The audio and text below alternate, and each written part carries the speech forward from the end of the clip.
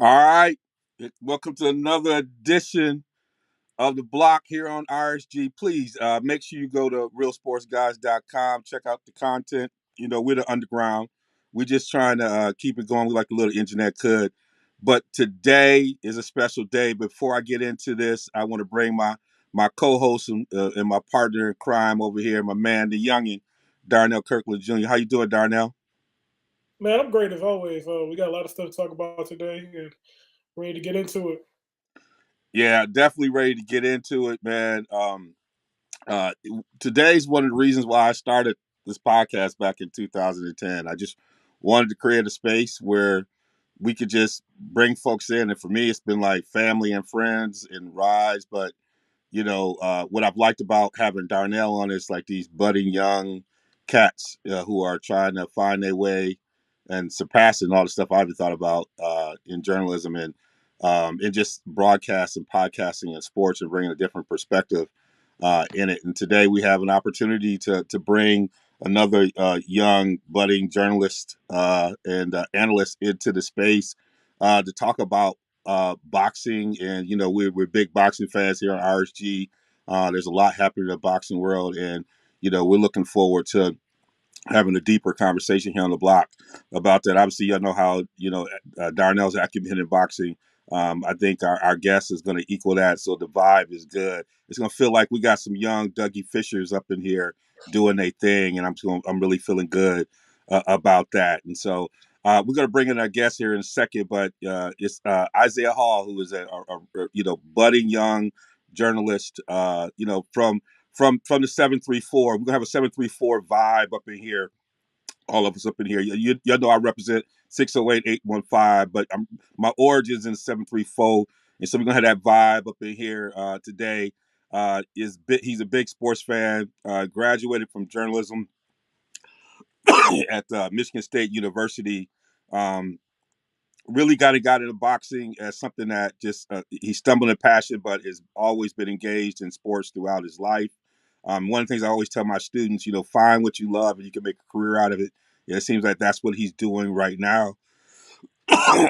He's competing in, Golden Gloves in Michigan, and even, so not only covering the sport, but also, engaging in the sport. So we'll learn a little bit about that. But wrote a great piece that we'll talk about the use of PEDs in boxing. So I'm excited about the conversation we're going to have. We'll get his pound per pound and all those different things as well. And so,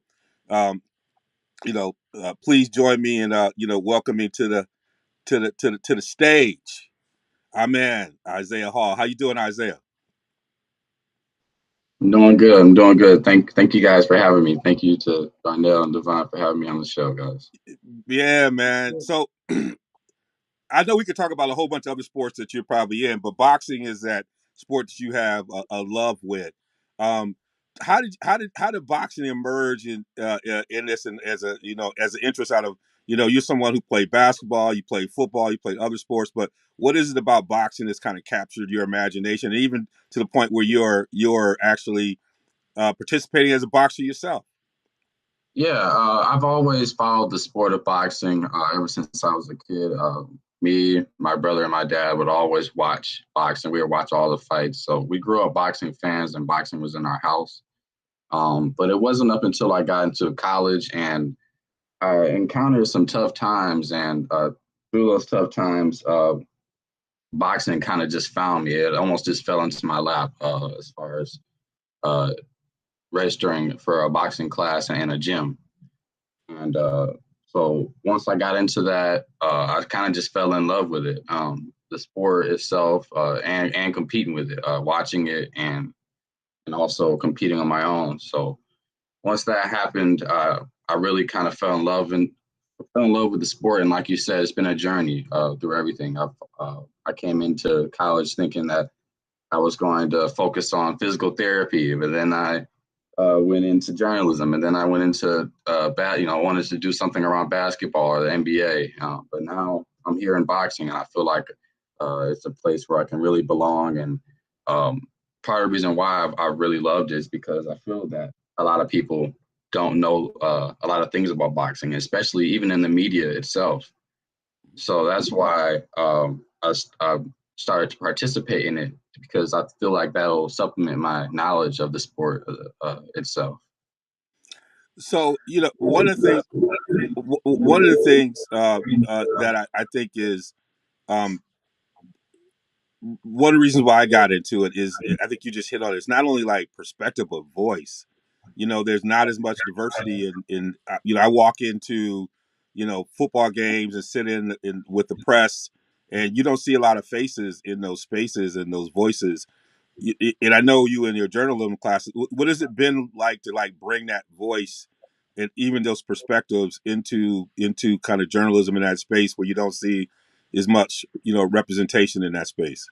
Yeah, I guess you do definitely feel like the odd man out a lot of times, just because you just, like I said, not a lot of people even know about boxing, and then Mm-hmm. for you to be a black man in journalism, trying to talk about boxing, it's it's kind of a tough angle that you have to take, and I feel like a lot of people don't always understand what I'm trying to get at when I'm talking about boxing. Sometimes they'll just think, they just think it's just violence or whatever, but it's the sweet science, right? And that's Yes. what we get at. That's what we get at when we're talking about boxing, and Yeah.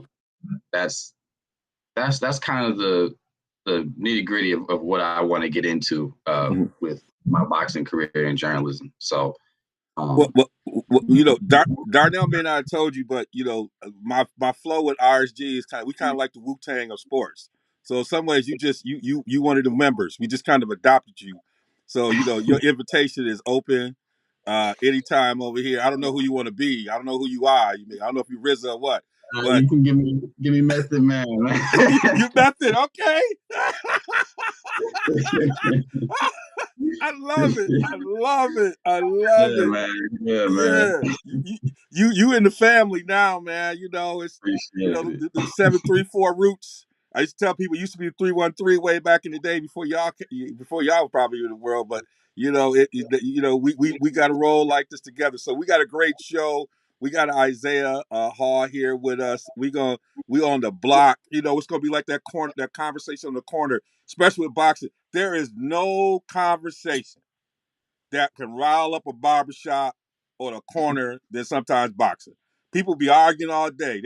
People might get whooped by their mama because they got to get called in because somebody done said something. They hanging out too long, and so this is an appropriate topic for today.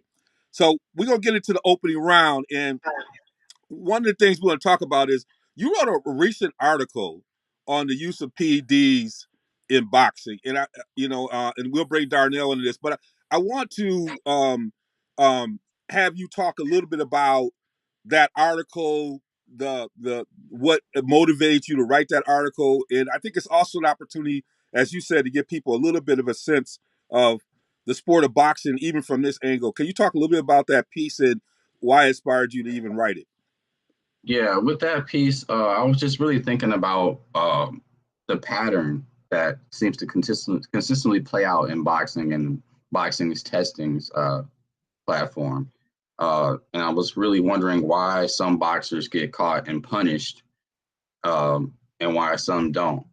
And, there's a long list of reasons why that actually happens, but I highlighted some of the flaws in the testing format and because of the several governing bodies in the sport of boxing, professional boxing. And, all those things are competing against each other, and it causes them to compete for having the most desirable title. So because there's this competition, it leads to corruption and people doing things to get fighters to lean a certain way or another. And it's all really a power struggle, even from the A side to B side, things of note of negotiating. So there's so many things that limits the testing in boxing, and I just feel that there needs to be a universal change in order for there to be a step in the right direction. And the universal change at least coming from having at least one testing, universal testing facility for all the whole sport of boxing. But like I said, there's so many governing bodies and things involved that it makes that change hard to do. So that's kind of what I was getting at in that article, and just touching on the current state of boxing.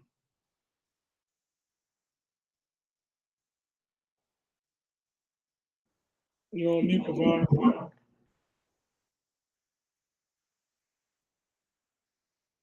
Oh, Devon, I think you're on mute. Look, I'm on mute trying to talk. See, look, y'all, this is why I need my people. And I was flowing too. I was flowing like it was an open mic. I'm flowing. I'm like, and I'm like, they looking at me. I was getting so hyped at the answer, but Darnell, this is why I want to bring you in to this, because I know you and I talked about this, because part of boxing's, and one of the differences, there's some pros and cons to the model. As you think about the UFC, everybody talks about the UFC and getting fight, but part of this kind of having is, as Isaiah talked about, is you got so many governing bodies, so much self interest in some of these other places around all this stuff. It's hard to get your arms around this. Yeah, I know you shared the article with me. What are some perspectives you want to offer, as well as you even read this piece and even some of the conversations we've been having? Well, yeah. Well, I feel like the problem here is, as far as the structure of boxing, can be the problem with the structure of boxing.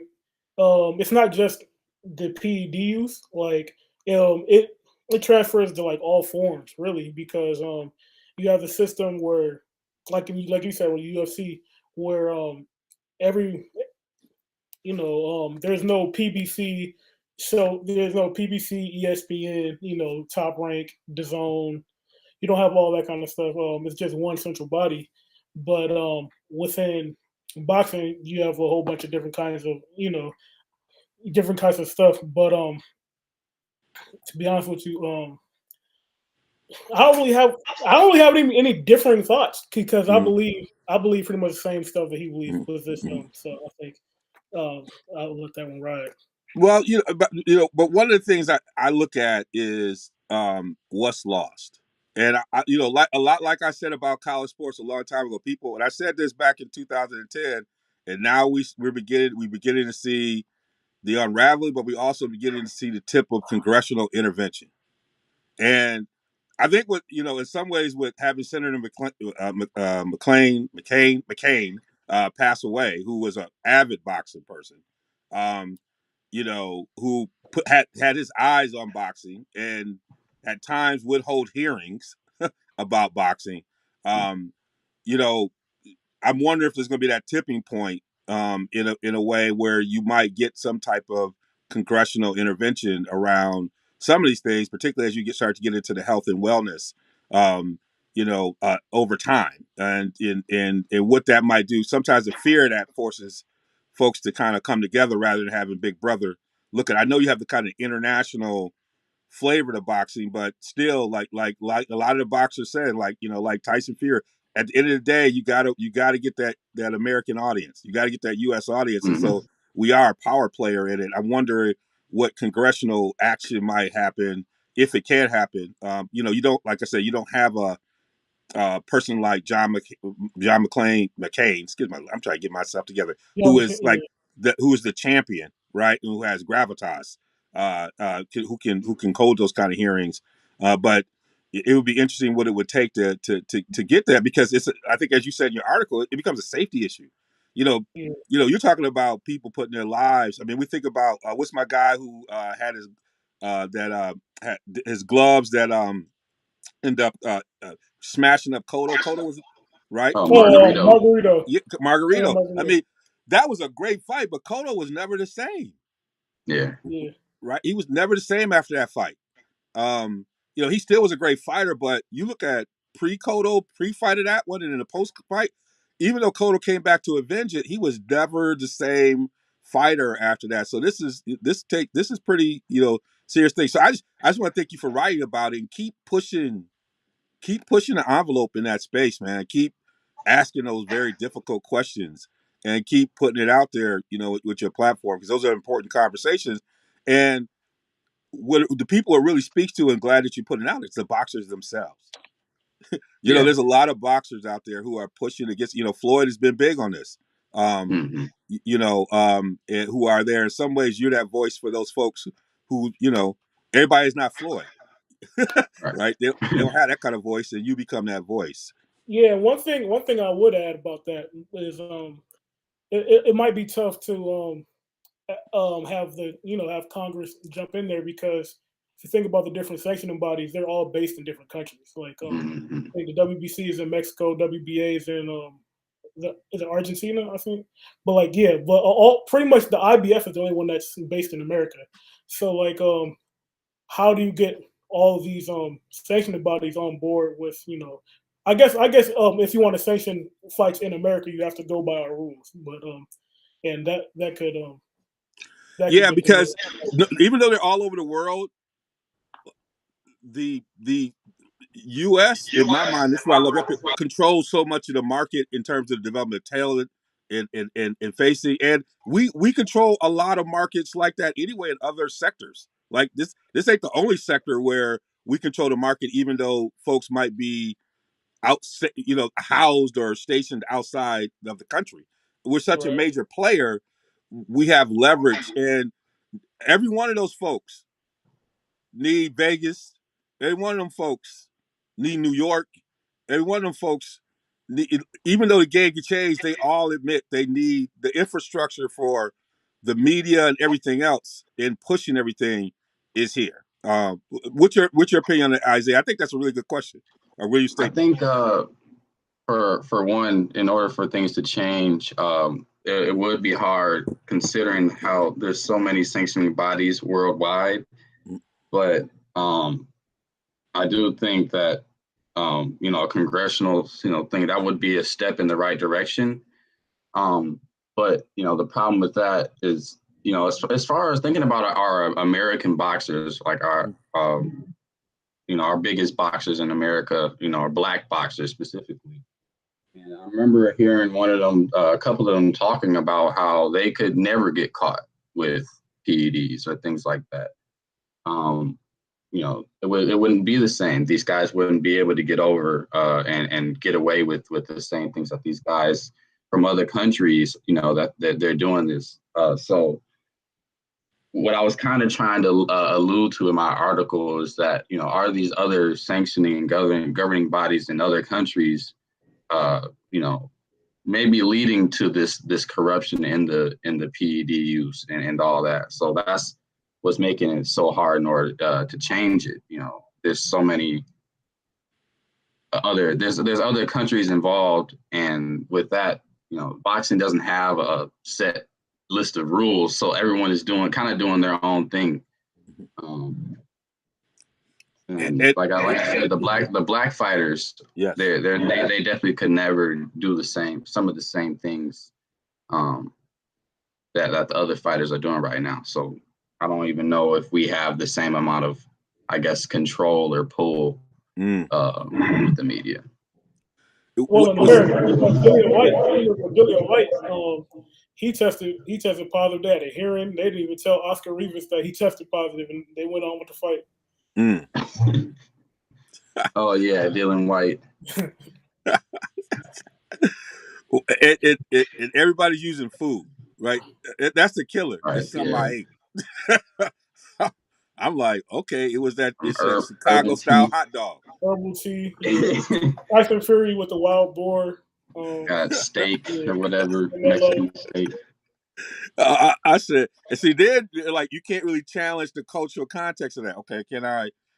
So it gets back to your point that the outlaws and then whoever that local they just everybody co-sign on it, right? Mm-hmm. And so in ways that don't happen aren't equitable, right? And so the point you're making is important. So we're gonna come back to this because I know this is something you're gonna keep your eye on. We gonna get into the middle rounds a little bit and talk about we got some fights. We had some fights. We got some fights coming up.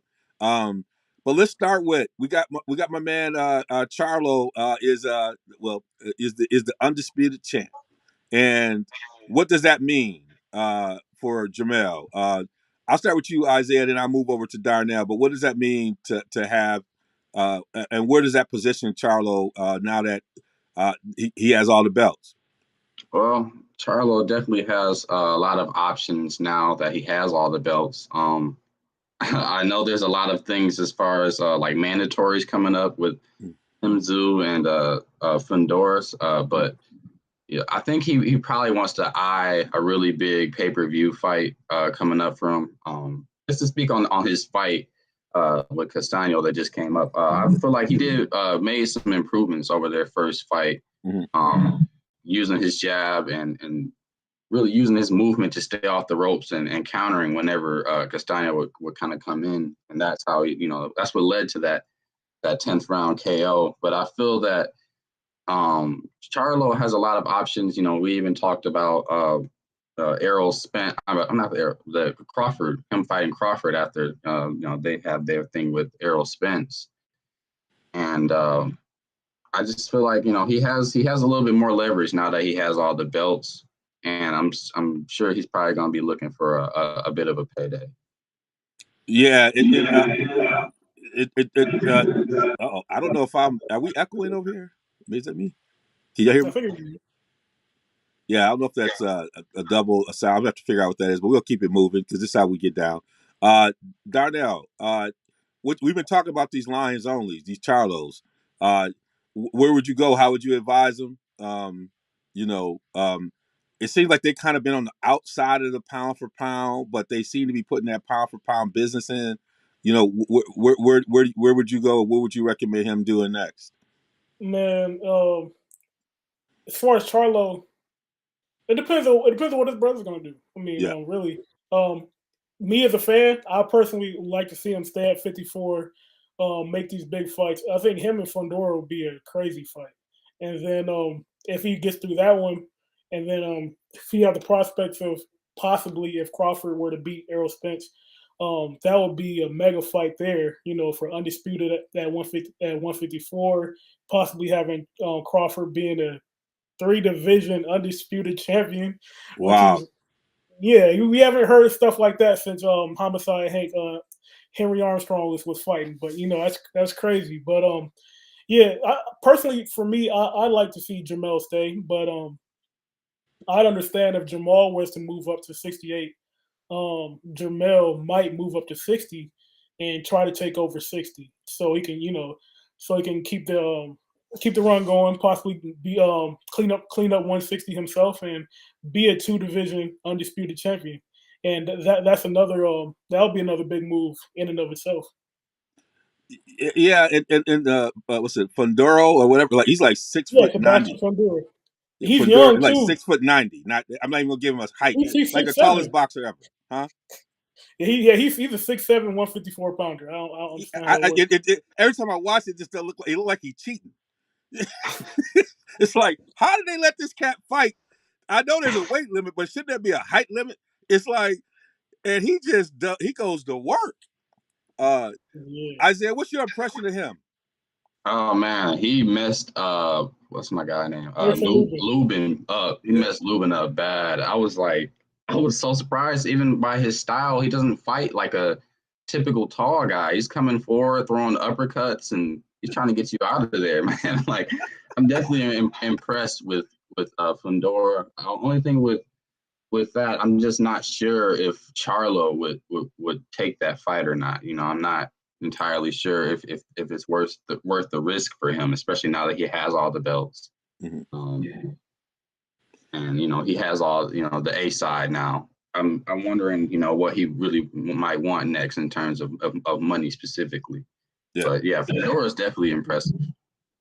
It feels like they're getting a little bit more control of the game between the brothers, and they can, like they said. I mean, it feels like the state of Texas might be controlling boxing in a minute. By August, the state of Texas might control a lot of boxing, and so and the people in the same on the same side of the block, and so we'll be watching that. The big upset was Bivol over Canelo. Isaiah. I mean, it's when Canelo lost to Mayweather, I felt like that was the best thing that happened to him because he learned a lot, and he became in my mind, and Darnell, I talked a little bit about it. I feel like he became a different kind of fighter after that. in terms of just his mental approach. And he was on the edge, but Darnell always talks about he feels like he still kind of the other piece he picked up from Mayweather is handpicking them opponents, and he finally feel like he ran into one here. What was your assessment of that fight with Bivol, and do you see Canelo even being able to make adjustments to come back and win, or is Bivol just that kind of fighter that just is going to be a bad matchup for him? Well, for anyone saying that like the Bivol opponent was handpicked, I from the beginning I was saying that he is a risk. Canelo's taking a risk with that fight. Bivol is a technically sound guy. You can never rattle him. He's always composed, and that's what he showed in the ring against Canelo too. And I think Canelo can make adjustments because he definitely just lacked his jab in that fight. He was kind of flat-footed. So I think he could make adjustments and win, but I think Bivol is legit, and I think you gotta give him his props for that fight. He did his thing. So, but I'm not sure if Canelo will is even trying to fight Bivol again. I'm not entirely sure, but he said he's Triple G. He's gonna fight Triple G at the end of the year, and then fight Bivol on Cinco de Mayo weekend next year. Okay. Well, in my opinion of that, the Triple G, I feel like that's they're a little bit late on that. He's past his prime with that one, but with Bivol, I think they can go back to the drawing board, maybe do a little bit more movement next fight, and have a little bit of a different technical game plan, and they could pull it out. Yeah, it feels like Bivol has, and it's hard to watch a fighter like that, but it's almost like watching a great basketball player that you're not going to speed up. You're just not going to speed him up. He's going to fight his fight. Like, it's going to frustrate you. You're not going to speed him up. He's disciplined, but he's tough. He seems like he got some pop. He's interesting. I watched him a couple times, hadn't quite fall in love, but then when you see him on the big stage, he's not scared. He look like he'll look right through you. Yeah, that's one of them. If you die, you die type looks. And so he's an interesting cat. When you look, there's a couple cats coming in the division like that looking to take your soul, and just like that's the thing about boxing. People like to get flashy with it, but sometimes it comes down to just have your 2 or 3 things you do and do them well, and make everybody else go to what you do. And it feels like that's who he is. And so, we'll he beat Canelo with 2 punches. With 2 punches. He was there, 1, 2, 1, 2, 1, 2, 1, 2. I was like, oh man. If you're gonna come through this front door, all you're gonna get is these. Pop, pop, pop. And I'm going. And I'm moving out. Right. Yeah. I'm moving out. I love his game. He's so technical, man. He's got great skill. He's definitely a fighter that anybody boxing coming up, I think should watch. Just for the technicals and the fundamentals.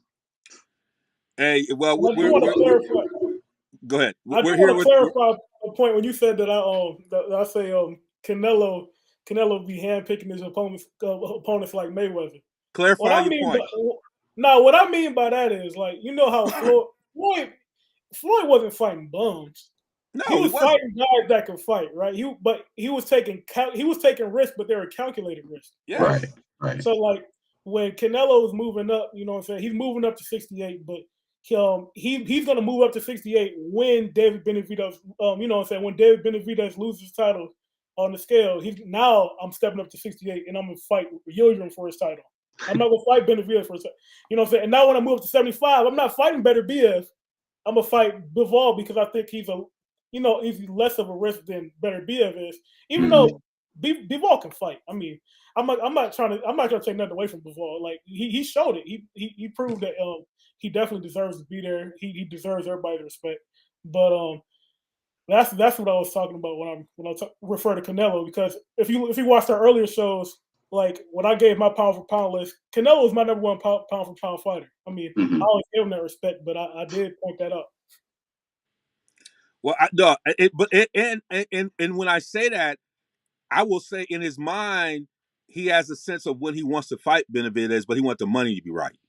Right. So I'm not saying I'm not saying he's afraid to fight him, but when he takes that risk, he probably wants to get it where he's gonna get the most money, right? Is he properly baked for me? Both of us get in the ring. I'm gonna take that risk, but winning means I'm walking away with the Brinks truck, right? That's Floyd.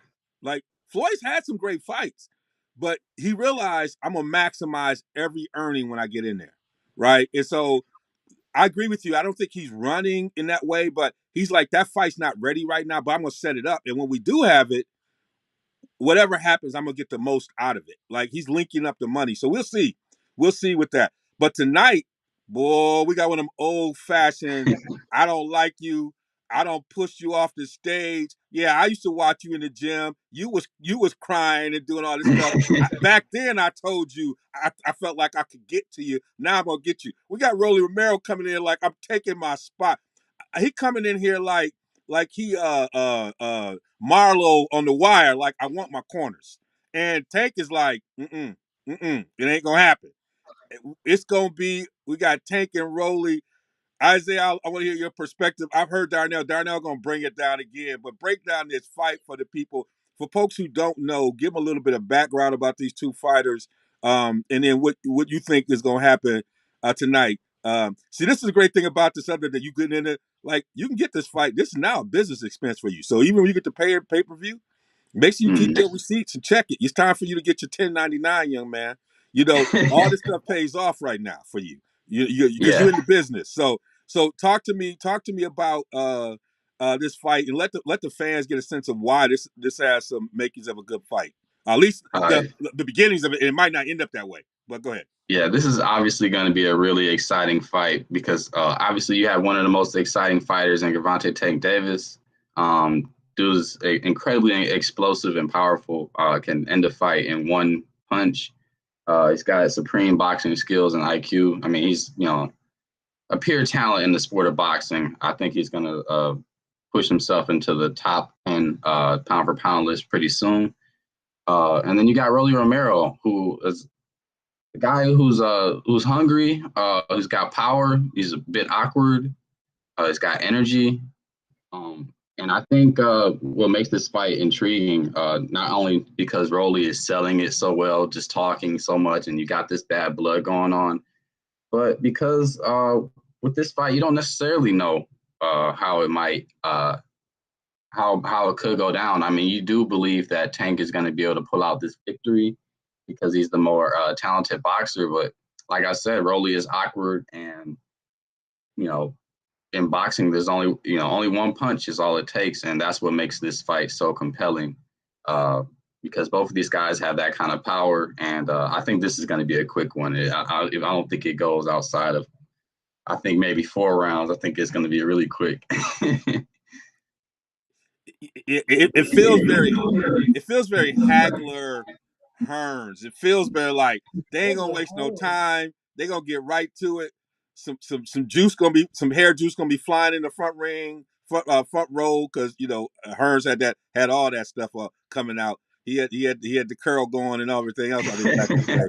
So, but Rolly got all that stuff going. But it's gonna feel like they're gonna get right to the business early on. Darnell, I know you've been breaking this down. You just feel like this is about to be this is dead man walking. It's gonna be execution. I feel like Hagler Hearns is a disrespect. Rolly ain't Hagler, Rolly ain't Hearns.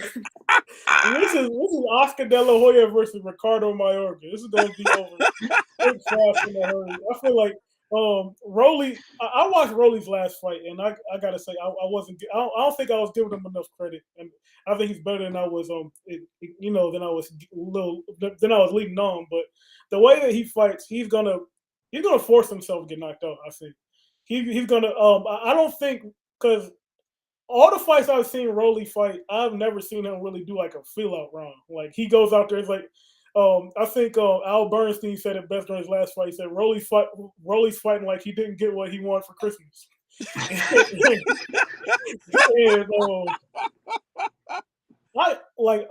said it last show, and Isaiah's pretty much saying the same thing I'm saying, but I think this is a 3-round fight. I don't see Rolly making it 4 or 5 rounds. He could. I mean, what Tank said yesterday after the weigh-in, he said he doesn't want to knock him out. He wants to punish him. Wants the corner to stop the fight, and I think that that might change the fight a little bit. I'm glad I didn't bet on Tank in under 4 just yet, but but I still believe it's a 3-round fight in my opinion. See, y'all got me. Yep.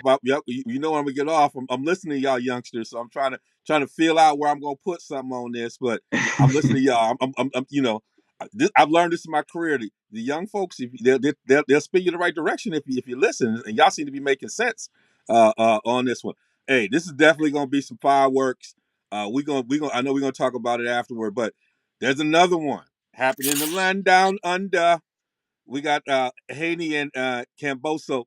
Uh, come on, Isaiah. This one got twists and turns. This gets back to your article a little bit, not in terms of PD, but the way in which things happen in countries. You get Right. layers.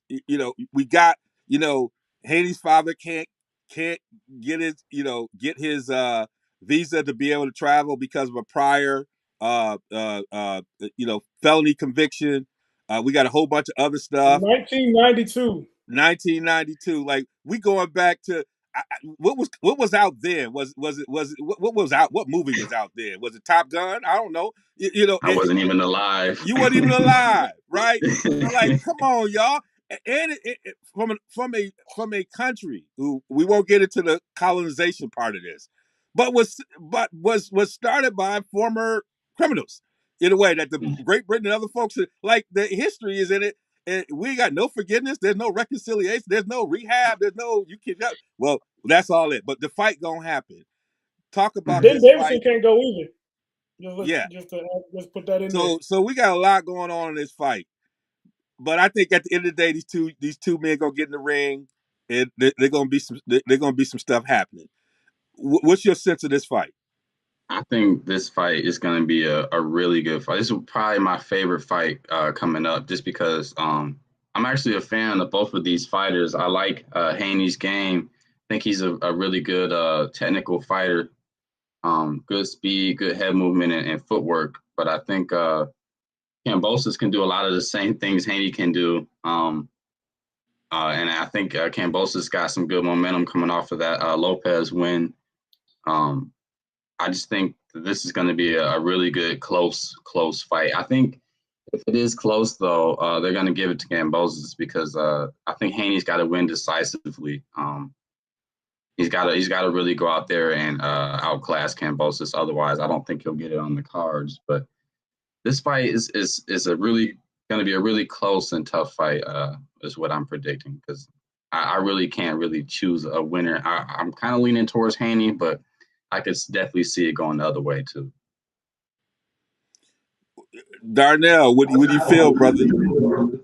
Man, I think this fight all hinges on if Devin Haney can stay focused, stay composed, and stay disciplined. Because well, like you said, Haney he's an athletic, quick fighter. But in my opinion, I think from watching his past fights, I think Cambo's is a little faster than Haney. His hands are a little faster. But Fast hands, yeah. But going back and watching the Lee Selby fight, going back and watching the Mickey Bay fight, going back and watching the Teofimo Lopez fight,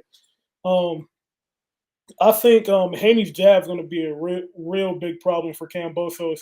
And if Haney just stays on the back foot, you know, fights him on the outside, I think he can win a wide UD. But if he starts listening to the crowd, start listening to the boos and stuff, and wants to start slugging, then he can get in a little bit of trouble. And then when he starts getting into trouble, he's gonna some rounds are gonna swing Kambosos' way, and it's gonna be a closer fight. And then now Kambosos is gonna be and the new. I'm not the new and still undisputed champion. But I think it all hinges on, can Haney stay disciplined? Can he stick to the game plan? If he does, I think Haney should win comfortably. I feel like this. I'm just gonna throw my 2 cents in. Y'all are deeper in this. It feels like what Spence had to do when he had to go to the UK to fight Kell Brook, right? in a sense, because at that point, Kel was doing some damage, and it was the band, and Spence realized that was the pathway, and I feel like people been ducking Devin, and this is what's going to happen. I mean, he figured he had to do his pathway, and I think he has an opportunity for people to realize how good he is. And you've been saying this for a while, Darnell, and I've been kind of slowly catching on to him, but and I agree with you. I think Kimball's like he got some skills.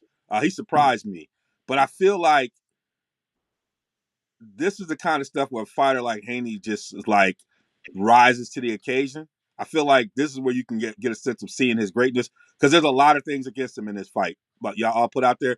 I just have a feeling he's built like that, and and we might see something we didn't think about seeing with him. That's the part that I'm hoping about this fight. Going into something back against the wall, and I think you learned that about Spence when he went to the UK. At that moment, I was like, okay, this is who this cat is. This is who this cat is. Even when he looked like he was struggling a little bit early in that fight, Spence came in late, and then there's something you could see turn in him that said it's just not going to happen tonight. And I'm interested to see if that will happen with Haney, because I think he'll come out the other end, if he does that, a bona fide superstar. That's what this means. So, I think y'all got. I mean, again, I'm letting y'all both know. Keep your receipts. Get your taxes together, y'all. In the media, this stuff all counts. You're just not paying out of your checkbook. You're just not buying the fight. It's part of your job. So this is part of me just letting y'all know. Get your. This is the great thing about doing this. You can watch this and say, "Look, I'm working and watching this." Right? I'm working and watching this. So I'm just gonna throw that out there to y'all. I'm throwing that out there. I've been on Darno. Are you tracking those things? You tracking those things? Are you tracking? Huh? Man, I should be. See, I you mean, messing up. See, yeah. Isaiah, track them. Track it all. I'm trying to, y'all in the business. We talking about this. All right. Yes, sir. Yes, sir. All right. So where we at right now? We're going to championship rounds. This is where it's going to get interesting.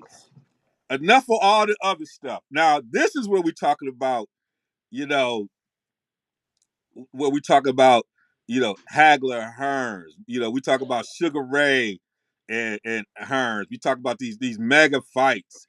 This one right now is, enough of the talking. They're gonna try and get it done, right? I want to hear. I want to get the breakdown. Isaiah, Crawford, Spence. It happens. What's gonna go down with this? Where you fit? Where you gonna land? Where you gonna Oh put your man. money? What you gonna do, young man?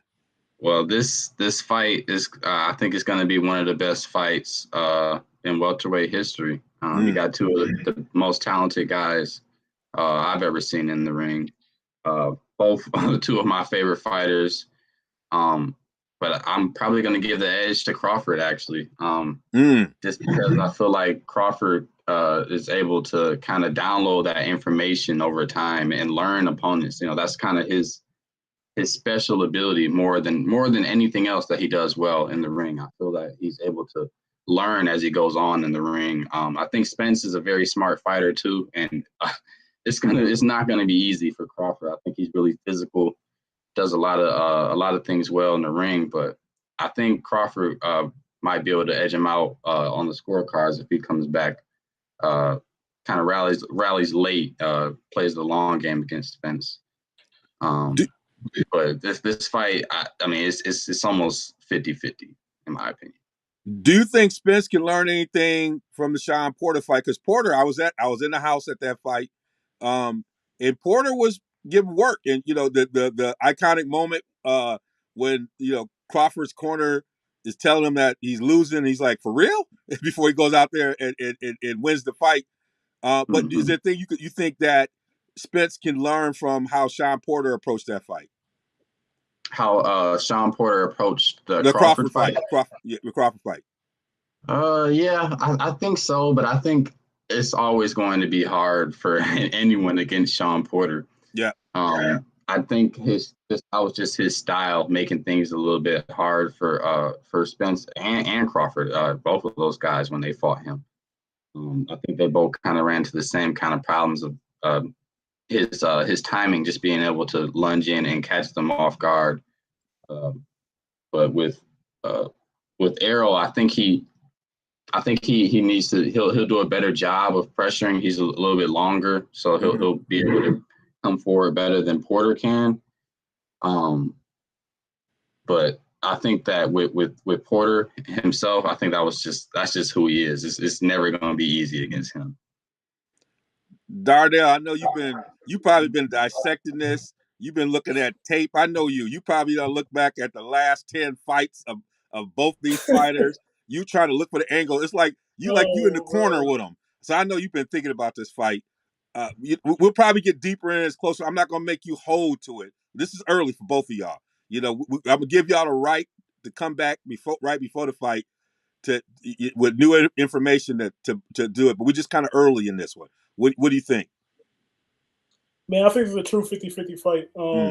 As far as Sean Porter goes, I don't think Earl can take too much from that fight because he doesn't fight nothing like Sean Porter. So completely different styles. But I do think Errol Spence has certain advantages over Terrence Crawford. Terrence Crawford is he's historically a slow starter, and Earl is usually a quick starter, right? And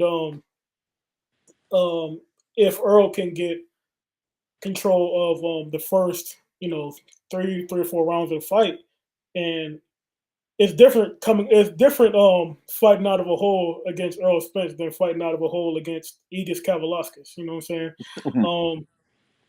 I think, like I said, it's a true 50-50 fight. I think Earl Spence doesn't really have to sell out as much pressuring as Sean Porter. That's Sean Porter's style. He always does that. He's a swarm. But Earl Spence, his jab is going to be a problem, I think, for Crawford. And other than that, man, it's going to be a great fight. But I'll give you a lot more like when we get close to the fight, when the fight is actually signed. I don't want to give too much away, but it's gonna be a great fight. I definitely can't wait. But if I had to pick right now, I'm saying I'm going to go with Crawford just because I feel like Earl Spence has one style, right, and he turns up the intensity within his style. But he usually fights one way. But I feel like Crawford, he can fight you in a variety of different ways. He can box, can bang, he can do a lot of different things. And I think if I had to pick right now, I'd probably say Terrence Crawford. All right. Well, we're gonna get closer. I'm just trying to test y'all. I'm gonna give y'all a chance to do your thing, as we get closer to the we get closer to the fight. The one thing we've been talking about, Isaiah, this is what I'm excited to kind of get in. In some ways, you even your own journey, you might end up yourself being a prospect. You keep messing around with this, but we're gonna rock your analyst side right now. One thing that Darnell I'm talking about is like boxing is like there's a lot of good fighters, a lot of young fighters out there. There's a lot of energy. We don't have the coordination in boxing that you have in UFC. So these fights, the timing of fights are being made. But when fights are made, boxing eyes are on boxing. There's a lot of young talent, upcoming prospects. We got Fulton coming up here pretty soon, who's going to be fighting. Stevie Fulton coming up here pretty soon, who's going to be fighting as well. We saw Boots Ennis, who's like, don't nobody want that smoke. People might be moving around. So there's a lot of just good young fighters, and want to get a sense of this as you look at the landscape. Who are your top prospects? Man, like you said, there's so many good prospects coming up, and I think in particular Black prospects, Black Americans. It is good to see. But my favorite I can't even consider him a prospect anymore. But my favorite prospect is Shakur Stevenson. I just feel like he's and then you can also okay. Well, we can name another. I also like Ishaan Davis. He's a guy coming up from the Olympics. I think he's got just has that pro style. Just And he's working with Crawford and them real. He works with them, and I think it's just only up from here. I think he already has a lot more talent than the guys he's fighting, and he's already on his way up. Like you said, Boots Ennis is I think he's already one of the best fighters in the world. Like nobody wants to fight him. Just one of the most naturally gifted and talented welterweights and big welterweights I've ever seen. The dude is a big welterweight. There's another guy that I was watching a little bit in the Olympics. His name was Julio Cesar de la Cruz. He was an amateur boxer, and he's another prospect that I was kind of interested in, just because he was kind of bringing something different into the game. I saw him. I kind of ran into him on social media, and he was so popular. But he hadn't even had any professional fights at the time. He was just an amateur guy, and I think that that's actually good for boxing. Not everybody needs to be a professional. I think just getting more eyes on the sport is what it's all about. So those are just some prospects that I can name off. But Cruz actually I think fought Ishaan Davis in the Olympics a few years ago too. But you talking about Andy Cruz? I believe his name was. Yeah, Andy. I think Andy Cruz is like 4-0 against Keyshawn. I mean, Yeah. and you heard about that Cuba, they changed their ruling that now Cubans are going to be able to fight professionally. Right. They don't have to defect. So you look forward to seeing Andy Cruz in the landscape of boxing in the next few years. Yeah. And there's a couple. I know there's a couple more. I mean, and we got with Gary Antoine Russell. We know Gary Russell Sr. passed away here recently, and giving him that 10 count. Creating, having a number of, having his sons do it. But it seems like Antoine Russell, who I think Darnell, you kind of, I don't know if you brought me in to kind of watch it, because there's so many Russells. Oh yeah, and they all Antoine. Gary. Is it Antoine Russell? I don't know. Yeah, No, he's Antoine. what, Antoine 14? is the middle name, right? So Yeah. Gary Antoine Russell. He actually took Boots. He actually took Jerron Boots Ennis's roster spot on the Olympic team. Gary Antoine Russell. He beat Jerron Ennis back to back, and he beat Richardson Hitchens to secure his spot on the what year was that? 2016 Olympics. So yeah, he can fight. And if I had to add a couple more prospects, I'd say Jared Big Baby Anderson. We already talked about Gary Antoine, of course, Boots. Virgil Ortiz. Virgil Ortiz is a problem. Yeah. There's a lot of guys. David Morrell at 168. I like his game a lot. There's a lot of talented up and comers in the sport of boxing. Isaiah, you back? Yeah, sorry about that. No, you good. Yeah, we're all good. We're making it work. This is it. This is how we do it on RSG. We making it work. So we're in those rounds. I think we're gonna try and take it to the final bell. And so we got a couple things here, Isaiah. We want you to hit on, and Darnell will react. We're gonna do the pound for pound. Now, when Dougie Fisher's on, he don't like doing pound for pound. Even though Ring Magazine does all the pound for pound. So with Dougie, we got to do like the Mount Rushmore, the current Mount Rushmore. But we're gonna go back to the pound for pound with you. And then once you talk about your pound for pound, the second part of it is, out of the people you think are the prospects are upcoming or outside, who you think might crack your list within the next 5 years. So I don't know if you have to go to 10. You could do the top 5. I'm gonna leave it up to you. If you like to do 8, I'm gonna leave it up to you who you say is like on your core pound for pound list, and then who you think might crack that list within the next 5 years.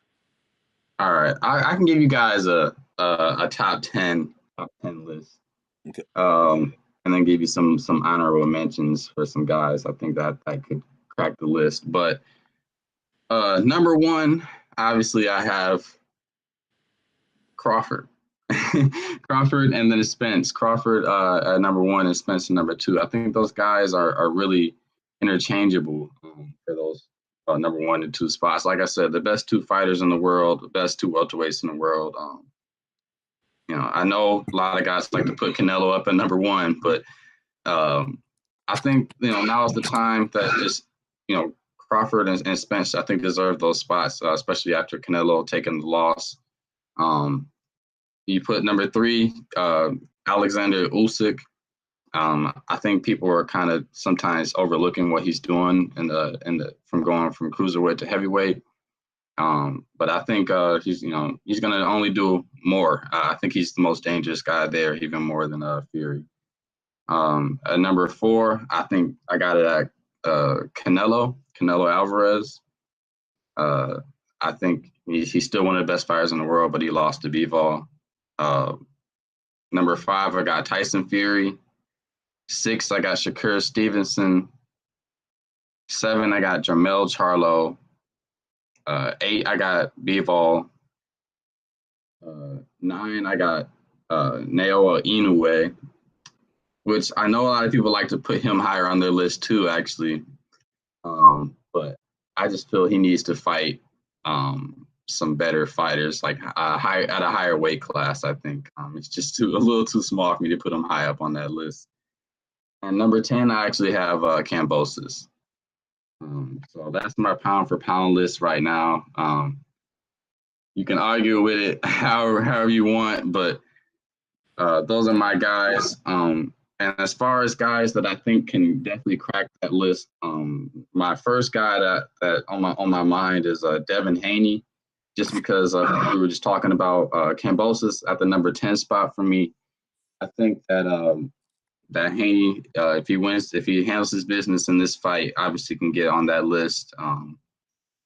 The next guy I think is Kevontae Davis. If he keeps going up, especially now that he's not with Mayweather, maybe not handling his opponent so much, he can finally progress his career. And another guy who was on the list, but I think could get back on there is Lomachenko, just because obviously he has the name recognition still one of the most dangerous fighters in the division, and I think he'll end up getting another shot at the title again. All right, Darnell, your reaction.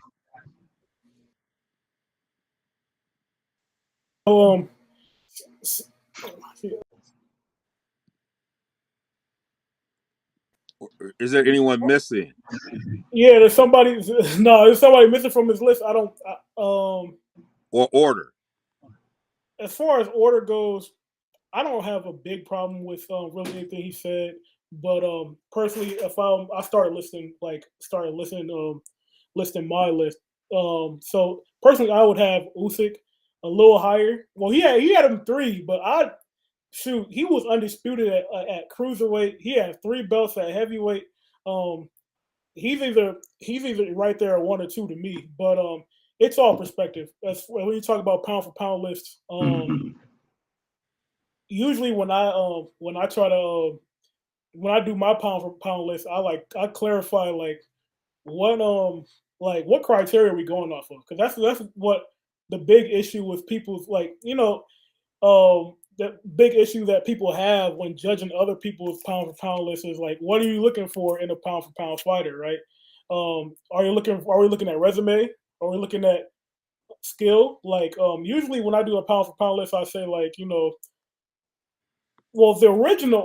back up. The original use of the pound for pound list was a hypothetical sort of thing back when Joe Louis was fighting. They're saying, well, if if Sugar Ray Robinson was the same size of a heavyweight, would he be the best? You know what I'm saying? He was regarded as the best fighter back then. So they're so who would the best fighters be if everybody was the same size? So if I'm really going off of that criteria, my list changes a whole lot because if we were making everybody the same size, who would be the best fighters?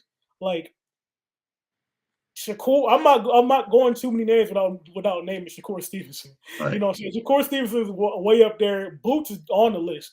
I know he hasn't fought nobody yet, but Boots is somewhere. That's the type of thing. Those are the type of questions I would ask. But I really don't have any problem with your list because the one person the one person I think gets miscast and I think should be somewhere lower on the list, just on the knockout of Santa Cruz, is Davis.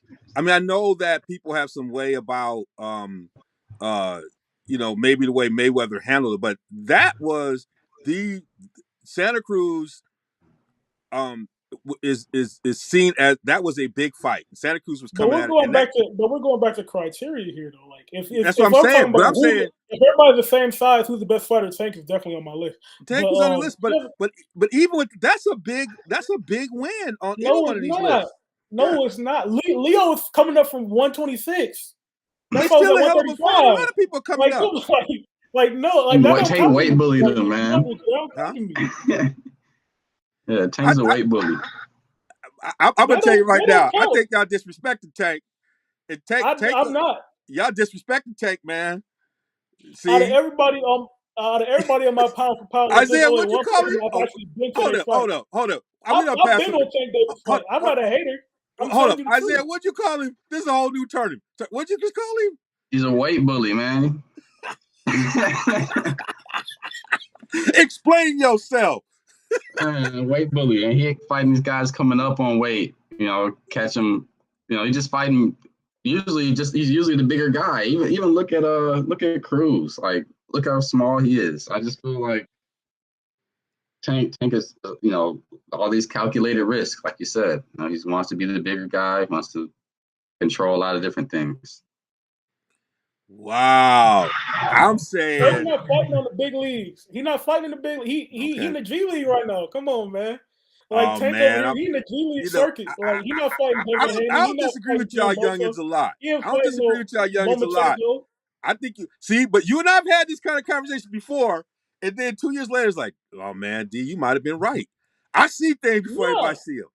And I'm telling you right now, and y'all got trained eyes. I'm just here. I'm just the guy hanging with y'all. I'm just adding something to the conversation. But Devon, the thing I'm saying is, I think we having two different conversations though. No, I think you said we coming back fight. in 2 years. You said we coming back in 2 years, and I'm gonna say something different. I'm saying right now, I would put him at 10 right now.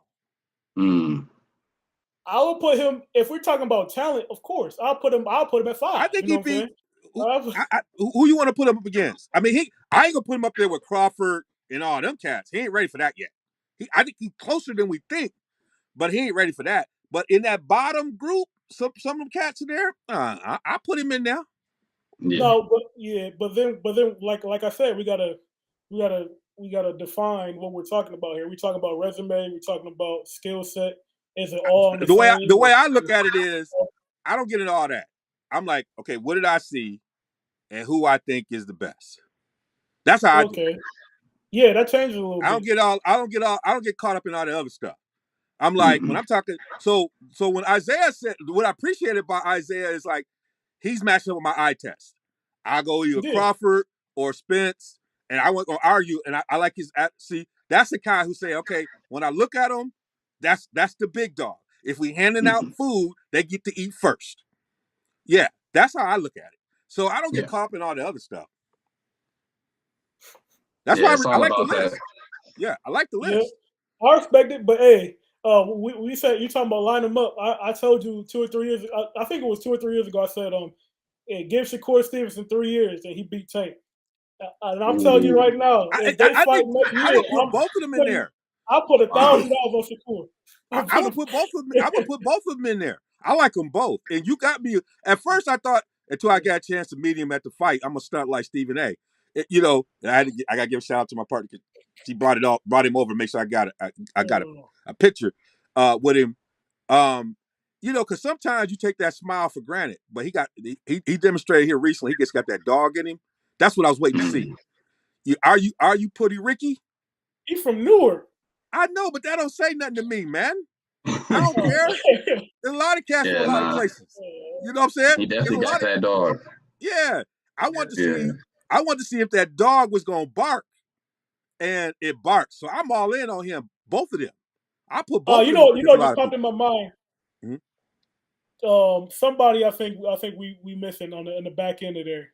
Stephen Fulton, man. Yes. You brought the dog, and I was like, I just had to start thinking about it, man. Yeah, he's definitely somebody that's back end to me, like 8, 9, 10. I think he has the mix of resume and talent level where he's not scared of nobody. Like and that's a fight, I want to see in the future with between Stephen Fulton and Nui. Mm. Man, that'll be fireworks. So do you Well, guys think that that Boots Ennis is a part of that bottom tier of oh yeah. pound for pound already Well, too? Oh yeah. Yeah. he They hasn't fought scared of anybody. him. You Well, it depends. Like it depends. It depends. Like I said, it depends on what we're talking about. Are we talking about straight up talent? Of no, course. no, no. I'm gonna give it even If we talking easier. about resume, he hasn't fought nobody. No, hold it. See. This is why it don't matter. You know what tells you that he that dog? This is what you learn with a young fighter like this. The who's who show up to his fights. It's like the Mm. real G's in the game show up to his fights. Before they probably should be showing up to his fights. That's when you know it's kind of like that scene in Rocky 3 when Mickey starts showing up to Clubber Lang's fights and sitting in the audience early on, and his eyes start changing. You know what I'm saying? When you Mm-hmm. start seeing other boxers sitting in the ring watching and shaking their head, that's when you know that dog is barking. They don't show up like that to every cat at that stage in their career. Yeah, but With him, Jerron everybody Ennis. show up. If I had to explain Jerron Ennis to somebody, Jerron Ennis is a bigger, stronger, faster Terrence Crawford. Yes. Like he's Yes. 5'10" instead of 5'8". You know, he's Yeah, going to fight at 160 at some point in his life. yeah, You know what I'm saying? Like, and he fight just like Terrence Crawford. Like it's crazy. Like, and he yeah. got young Switch legs hitter, too. all that, all that. Yeah, Yep. the dude is a problem. Explosive. All that. All of that. Well, Isaiah, man, like I said, you in the family, brother. You are officially Method Man up in this. You don't claim your name up in this. Decal, Yes, you sir. you up in here. You know, I'm at Wisconsin. You at Michigan State. We're going to have to work that stuff out. I know we're from the same 734, but in this thing, we all in together, man. You keep doing what you're doing. You know we're gonna have you on. We're gonna have you on to talk about other things as well. I know you in addition to boxing, I think you can talk about a whole bunch of other sports. And we just love to have you on. You know, I see you two right here. Y'all brothers. You know, from over that area called Lincoln, and we okay with Yes, sir. that. We okay with that. Even though I'm a pioneer. You know, back then when we actually used to win. But we'll talk about that at another time a little bit. We'll talk about that another time. But I got a lot of love for you, brother, and we need you in the business. And so, what I love about it is you trained for this, and this is what you want to find as your passion. Your piece is great, writing. I love the way as I'm building out our platform, we love to have you drop a piece or two. We can hold one even on our platform where we can blog it, push it out, and help you push out your stuff however you want to do it, man. You just keep doing that good work and let the people know where they can find you. Oh man, I appreciate it, Devon. Thank you for having me on the show again. You guys can find me on social media. My Twitter is Isaiah_Hall 16, and then my Instagram is Isaiah Hall 16. It's been a real pleasure to be able to just sit here and just talk about boxing with you guys. You know, like I said, there's not a lot of people that even know about boxing for real. So to be able to talk about it with you guys it's always refreshing. It's always refreshing to just be able to sit down and just talk about boxing. So I really appreciate it. Well, hey everybody, thank you. My audio is echoing over here, but we're gonna keep it rolling from the block here. You know, I told you gonna be a lot of chatter on the corner. This was good. Please go to realsportsguys.com or Real Sports Guys on all our social media. You can catch Darnell on the social media. It was posted here. It will be in the link. We'll show you where you can also follow Isaiah and also have a chance to read the piece he wrote on PEDs in boxing. I think he really took a deep look at it and unpacked the layers for us. But until next time, this is D. Wills and my man, the youngin, Darnell Kirkland. We'll see you on the other side.